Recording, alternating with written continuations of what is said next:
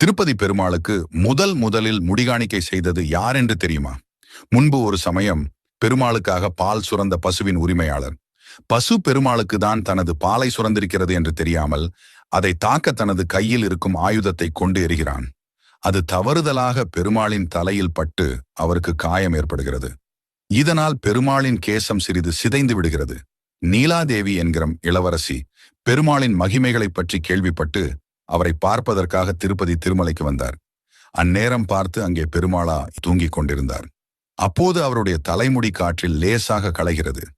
இதை பார்த்ததும் நீலா அவளுடைய தலைமுடியை வேரோடு பிடுங்கி பெருமாளின் தலையிலே வைத்து விடுகிறார். இதனால் மகிழ்ச்சி அடைந்த பெருமாள் நீலாவிடம் என்ன வரம் வேண்டும் என்று கேட்கிறார்.